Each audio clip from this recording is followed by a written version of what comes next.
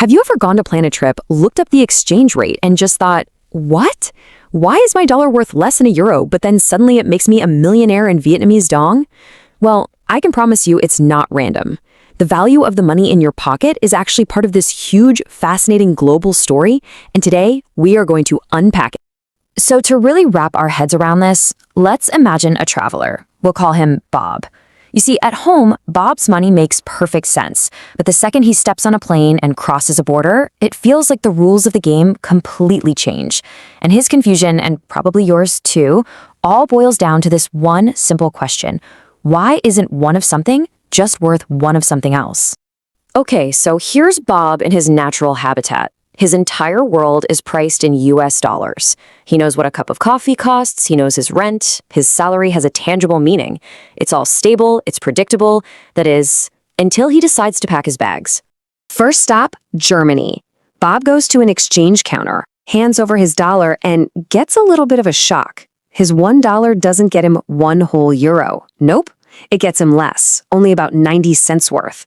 All of a sudden, his money feels, well, a little weaker. But then he hops on a flight to Vietnam, and his mind is completely blown.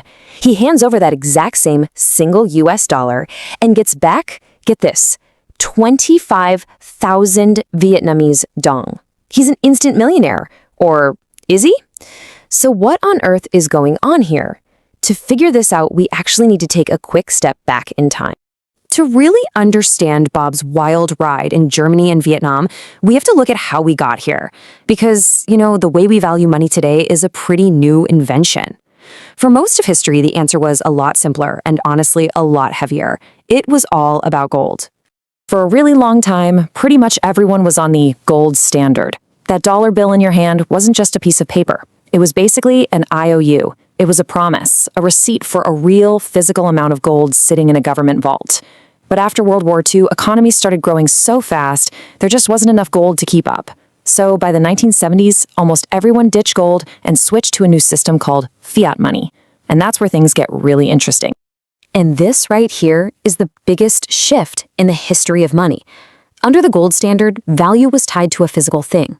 A government couldn't just fire up the printing presses. They had to actually get more gold. But fiat money? It's totally different. Its value comes from a government saying, this is money. The word fiat literally means let it be so. And, more importantly, from all of us believing them. It's backed by trust, not a pile of shiny metal. So if our money isn't backed by gold anymore, what actually gives it value? Well, the answer is probably the first thing you learn in any economics class. It all boils down to that classic rule, supply and demand. Just like a rare comic book or tickets to the big game, if a ton of people want a certain currency and there's not an infinite amount of it, the value goes up. So when you see an exchange rate, what you're really looking at is a global poll on how badly the world wants to own that particular piece of paper. And this slide really nails it. On one side, you've got a powerhouse economy like the US. People all over the world need US dollars for trade, for investment. That high demand keeps the dollar's value strong. But on the other side, you have a situation like Venezuela's, where economic chaos makes people want to get rid of the local currency as fast as possible, causing its value to just plummet. It all comes down to confidence. All right, so we get it. It's about supply and demand. But what actually creates that demand? What makes people all over the world either want a currency or run away from it? Let's break down the 4 big factors that really drive a currency's value. First up, the big one. Inflation. You can think of inflation as a sneaky thief that slowly eats away at the value of your money. It's when your cash buys you less today than it did yesterday. And you better believe that high inflation is a massive red flag for anyone holding that currency. Here's a super simple way to think about it. Maybe a couple years ago, $10 could get you 2 loaves of bread. But if inflation has been running high, that very same $10 bill today might only get you 1 loaf. The bill itself didn't change, but its power, its purchasing power got cut in half, and nobody wants to hold on to an asset that's constantly losing value.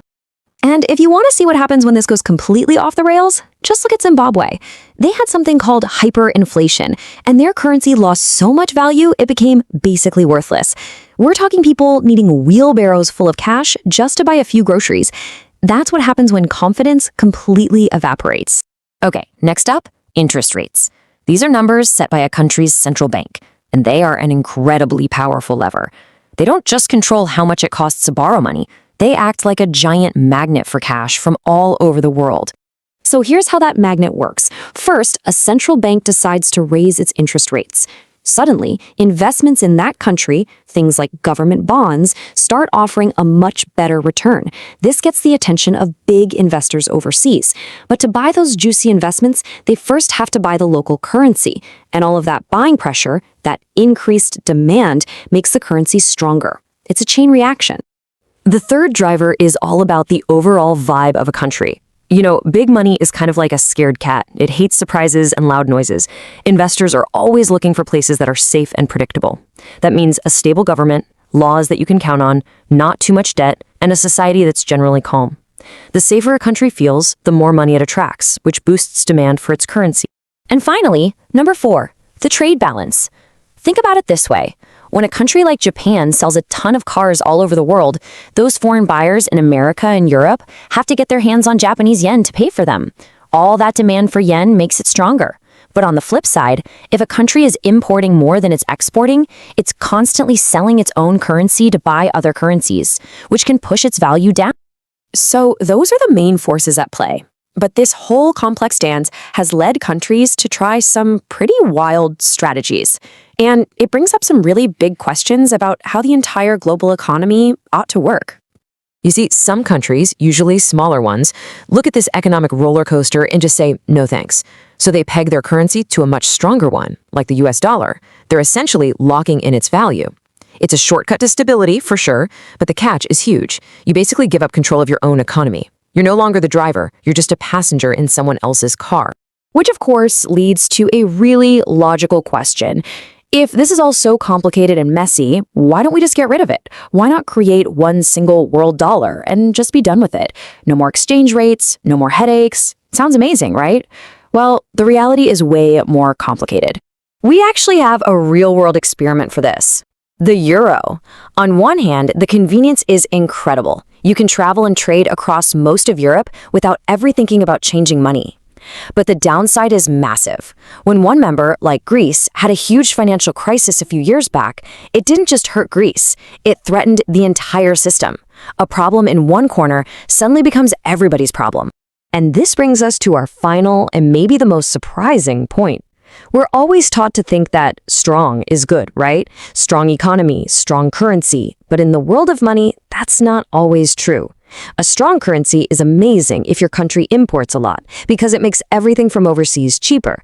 But if your country is a big exporter, a weaker currency can actually be your secret weapon, because it makes your stuff cheaper for the rest of the world to buy. It's a strategic choice. So in the end, the value of money isn't just a random number on a screen. It's like a grade on a country's report card. It reflects its stability, its economic health, and its place on the world stage. The real puzzle isn't just why these values change, but what a country even wants its currency to be in the first place. Is the goal a strong currency that lets people buy cheap stuff from abroad, or a weaker one that keeps its factories humming? That is the constant high-stakes game of the global economy.